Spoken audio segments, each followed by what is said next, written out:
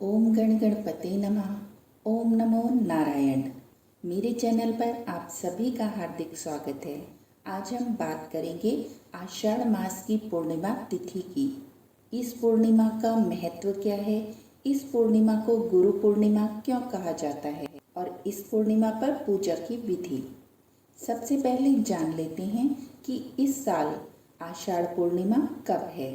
आषाढ़ पूर्णिमा तिथि का प्रारंभ होगा 2 जुलाई को रात को 8:22 से और इस तिथि का समापन होगा 3 जुलाई को शाम को 5:10 पर। तो इसीलिए आषाढ़ पूर्णिमा जो है वो 3 जुलाई को मनाई जाएगी। अब जान लेते हैं कि आषाढ़ पूर्णिमा का महत्व क्या है।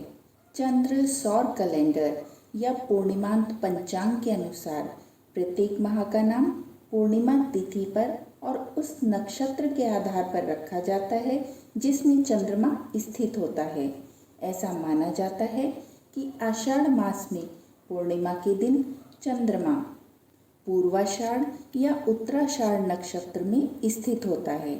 यदि आषाढ़ मास की पूर्णिमा तिथि को चंद्रमा उत्तराषाढ़ नक्षत्र में हो तो वह पूर्णिमा समृद्धि और प्रचुरता प्राप्त करने के लिए अत्यंत शुभ और सौभाग्यशाली मानी जाती है।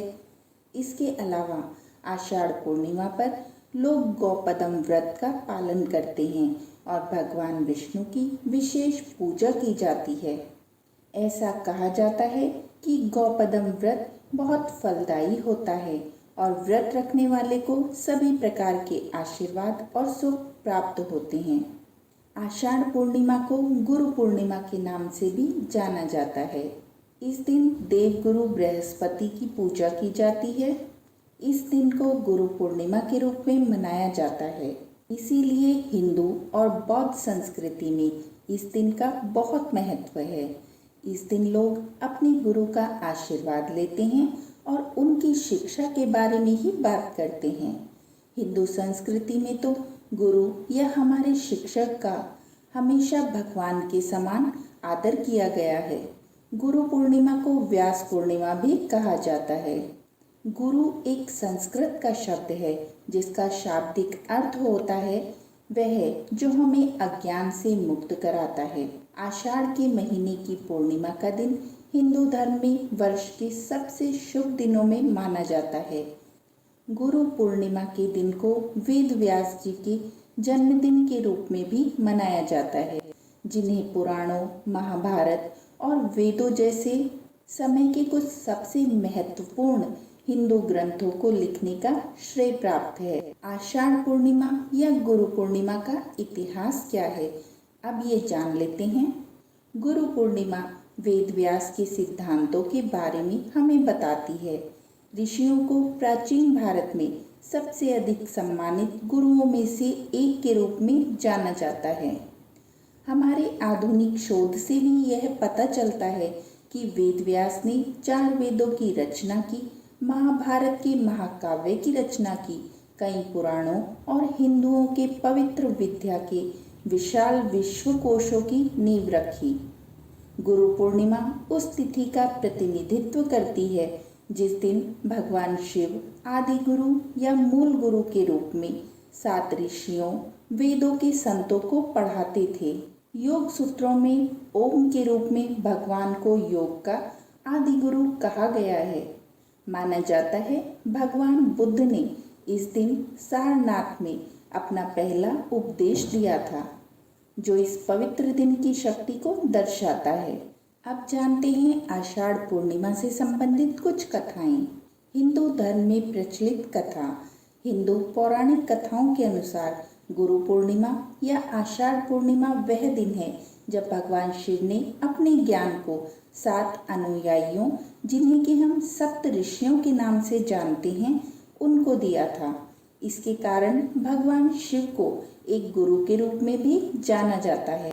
इस दिन से गुरु पूर्णिमा भगवान शिव, उनकी बहुमूल्य शिक्षाओं और उनके 7 अनुयायियों का सम्मान करने के लिए मनाई जाती है।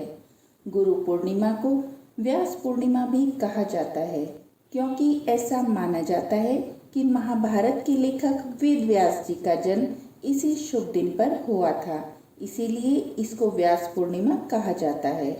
गुरु पूर्णिमा के दिन भगवान शिव का रुद्राभिषेक भी किया जाता है। अब जानते हैं जैन धर्म में प्रचलित कथा। जैन धर्म की पौराणिक कथाओं के अनुसार यह माना जाता है कि जैन धर्म के सबसे प्रसिद्ध तीर्थकरों में से एक महावीर जी जो हैं, उनको इस दिन अपना पहला अनुयायी मिला था और आधिकारिक तौर पर वे एक गुरु बने थे। उस दिन से जैन धर्म का पालन करने वाले लोगों द्वारा महावीर और उनके बाद आने वाले अन्य सभी गुरुओं के सम्मान में गुरु पूर्णिमा मनाई जाती है। बुद्ध पूर्णिमा में प्रचलित जो कथा है, अब उसको जानते हैं। ऐसी मान्यता है कि प्रसिद्ध बोधि वृक्ष के नीचे ज्ञान प्राप्त करने के 5 सप्ताह बाद गुरु बुद्ध ने अपना पहला उपदेश इसी दिन दिया था और उस दिन से उनके अनुयायियों ने इस दिन को उन्हें समर्पित कर दिया। अब जानते हैं आषाढ़ पूर्णिमा या गुरु पूर्णिमा की पूजा की विधि क्या है। वैसे तो गुरु पूर्णिमा का दिन गुरुओं और शिक्षकों को सम्मान देने का दिन है।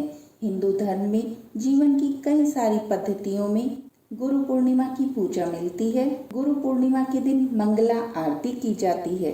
गुरु पूर्णिमा के दिन भगवान विष्णु की पूजा की जाती है। गुरु पूर्णिमा के इस दिन पर भगवान विष्णु जी की पूजा का महत्व है, तो भगवान विष्णु की पूजा करने के साथ ही विष्णु सहस्त्र नाम का पाठ करना भी अति उत्तम होता है। गुरु पूर्णिमा के दिन से ही चातुर्मास की शुरुआत होती है। इस दिन देवगुरु बृहस्पति जी की पूजा की जाती है। यदि किसी की जन्म कुंडली में देवगुरु बृहस्पति मजबूत नहीं होते हैं, तब वह देवगुरु बृहस्पति जी को प्रसन्न करने के लिए आज के दिन विशेष पूजा करते हैं। तो ये तो थी गुरु पूर्णिमा, आषाढ़ पूर्णिमा पर एक छोटी सी जानकारी। आशा है आपको पसंद आई होगी। कोई त्रुटि हुई है तो क्षमा कीजिए। बोलिए नारायण नारायण।